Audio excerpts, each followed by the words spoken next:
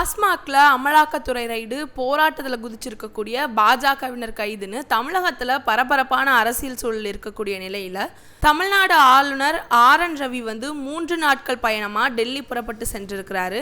இந்த பயணத்தில் மத்திய அமைச்சர் அமித்ஷா உள்ளிட்டவரை ஆளுநர் சந்திக்க வாய்ப்பு இருக்கிறதாகவும் மார்ச் 20ஆம் தேதி அவர் மறுபடியுமே சென்னை திரும்புவார் அப்படின்ற தகவல் வெளியாகி இருக்கு. தமிழ்நாடு ஆளுநர் RN ரவிக்கும் திமுக தலைமையிலான தமிழக அரசுக்குமே தொடர்ந்து மோதல் போக்கு நிலவிட்டு வருது. கடந்த சில ஆண்டுகளாகவே எதிரும் புதிருமாவே இருதரப்பும் செயலாற்றிட்டு வராங்க.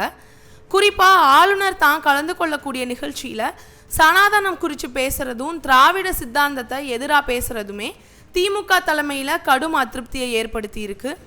அதே போலவே பல முக்கிய மசோதாக்களுக்கு ஒப்புதல் அளிக்காம ஆளுநர் காலம் தாழ்த்திட்டு வரதும் திமுக குற்றம் சாட்டி இருக்கு.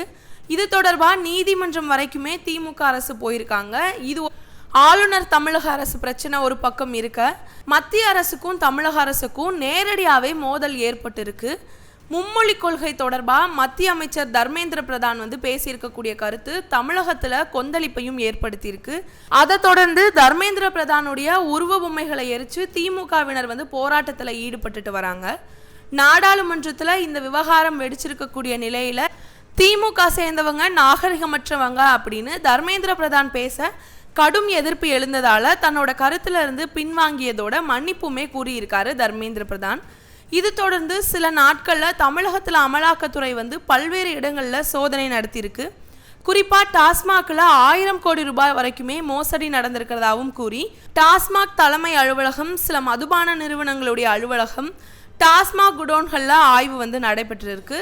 அந்த ஆய்வோட அடிப்படையில் 1000 கோடி ரூபாய் அளவுக்கு டாஸ்மாக்ல முறைகள் நடந்திருக்கிறதாகவும் அமலாக்கத்துறை அறிக்கையை வெளியிட்டிருக்கு. தொடர்ந்து நேற்று டாஸ்மாக் முறைகேடை கண்டித்து தமிழக பாஜக போராட்டத்தை அறிவிச்சிருந்துச்சு. எழும்பூரில் இருக்கக்கூடிய தலைமையகம் முற்றுகையிடப்படும் அப்படின்ற அறிவிச்சிருந்த நிலையில் பல இடங்களில் பாஜகவினர் வீட்டு காவலில் வைக்கப்பட்டிருக்காங்க. அதே போலவே தமிழக பாஜக தலைவர் அண்ணாமலை, முன்னாள் தலைவர் தமிழிசை சவுந்தரராஜன் ஆகியோர் கைது செய்யப்பட்டிருக்காங்க. தொடர்ந்து மாலை 7 மணி வரைக்குமே பெண்கள் விடுதலை செய்யப்படாததால் அண்ணாமலை போலீசாரோட கடும் வாக்குவாதத்தில் ஈடுபட்டிருக்காரு. இப்படி பாஜக திமுக இடையே நேரடி மோதல் ஏற்பட்டு இருக்கக்கூடிய நிலையில தமிழ்நாடு ஆளுநர் ரவி திடீர்னு டெல்லி பயணம் மேற்கொண்டிருக்காரு. 3 நாள் பயணமாக அவர் டெல்லி சென்றிருக்கக்கூடிய நிலையில மத்திய உள்துறை அமைச்சர் அமித்ஷா, கல்வித்துறை அமைச்சர் தர்மேந்திர பிரதான் ஆகியோரை சந்திச்சு பேசுவார் அப்படின்னு எதிர்பார்க்கப்படுது. அதே போலவே தமிழகத்தில் தொடர்ந்து சட்ட ஒழுங்கு பிரச்சனை, மும்மொழி கொள்கை தொடர்பாக நடக்கக்கூடிய போராட்டம், மத்திய அரசு மீதான விமர்சனங்கள், ஆளுங்கட்சியோட செயல்பாடு, அமலாக்கத்துறை சோதனையோட அடிப்படையில் கிடைச்சிருக்கக்கூடிய ஆவணங்கள் மற்றும் பாஜகவுடைய போராட்டம் ஆகியதை பற்றி பேசலாம் அப்படின்னு கூறப்படுது.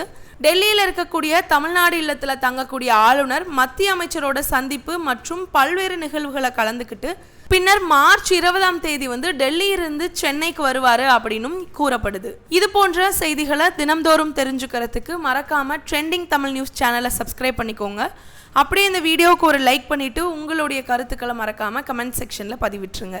நன்றி.